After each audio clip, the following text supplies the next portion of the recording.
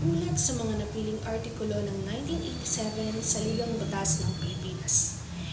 Ang 1987 sa Ligang Batas ng Pilipinas ay ang kasalukuyang konstitusyon ng bansa na nagbibigay ng pundasyon sa ating pamahalaan, batas at karapatan bilang mamamayan. Sa ulat na ito, tatalakhayin natin ang mahalagang nilalaman ng Artikulo 1, 3, 5, 6, 7, at 14 upang maunawaan ang kanilang kahalagaan sa ating lipunan. Una ay ang Artikulo 1, ang pambansang teritoryo. Itinatakda sa Artikulo 1 ang sakop ng pambansang teritoryo ng Pilipinas. Dito, ipinapaliwanag ang mga bahagi ng bansa kabilang ang kapuluan, dagat, ilalim ng dagat, himpapawid at iba pang teritoryo, sakop ng soberanyang Pilipinas. Mahalaga ito upang maitaguyod ang ating kasarinlan at mapanatili ang ating pambansang seguridad laban sa panlabas na bansa. Pangalawa ay ang Artikulo 3, Katipunan ng mga karapatan. Ang Artikulo 3 ay tinatawag na Bill of Rights o Katipunan ng mga karapatan. Ipinapahayag nito ang pananaguta ang pangunahing mga karapatan ng bawat Pilipino laban sa pang-aabuso ng Estado o iba pang individual. Ilan sa mahalagang probisyon nito ay karapatan sa buhay, kalayaan at pag-aari. Pangalawa, karapatan laban sa di makatarungang pag-aaresto at pag-ahalungkong. Pangatlo, karapatan sa malayang pamamahayag, pananampalataya at pagtitipon. At ang pang-apat naman ay karapatan sa due process o makatarungang paglilitis. Ito ay mahalaga upang mapanatili ang dignidad ng bawat mamamayan at matiyak ang pantay-pantay na pagtrato sa batas. Sumunod naman ay ang Artikulo 5, Karapatan sa halalan. Ipinapaliwanag sa Artikulo 5 ang karapatan ng bawat Pilipino na bumoboto. Ibinibigay nito ang pamantayan kung sino maaaring bumoto at kung paano ito gagawin.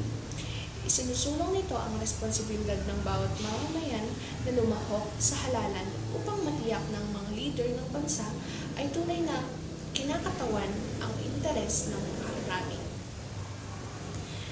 At ang sumunod naman ay ang Artikulo 6, ang lehislatura. Tinutukoy ng Artikulo 6 ang kapangyarihan ng Kongreso ng Pilipinas na binubuo ng Senado at Kapulungan ng mga kinatawan. Ang Kongreso ang mga pangunahing tungkulin sa paggawa ng mga batas na makakatulong sa pag-unlad ng bansa. May kapangyarihan din silang mag-imbestiga, aprubahan ang budget ng gobyerno at magdeklara ng giyera kung kinakailangan. Ang sumunod naman sa Artikulo 6 ay Artikulo 7, ang ehekutibo. Nilalarawan sa Artikulo 7 ang kapangyarihan ng Pangulo ng Pilipinas bilang pinupuno ng Estado at tagapagpatupad ng mga batas. Kasama rin dito ang proseso ng eleksyon, termino, at kapangyarihan ng Pangulo tulad ng pagtalaga ng mga opisyal na gobyerno, pagpapatawad ng pagbawas na parusa sa mga nagkasala, sasakatuparan ng mga batas na pinagtibay ng Kongreso, at pakikipag-ugnayan sa ibang bansa sa pamamagitan ng diplomasya. Sumunod ay ang Artikulo 8, ang hudikatura.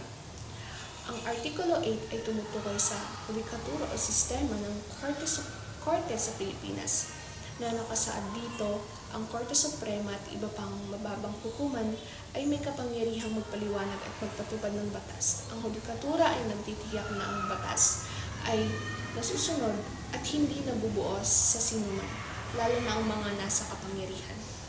Sumunod ay ang Artikulo 14, Edukasyon, agham, sining, kultura at sports.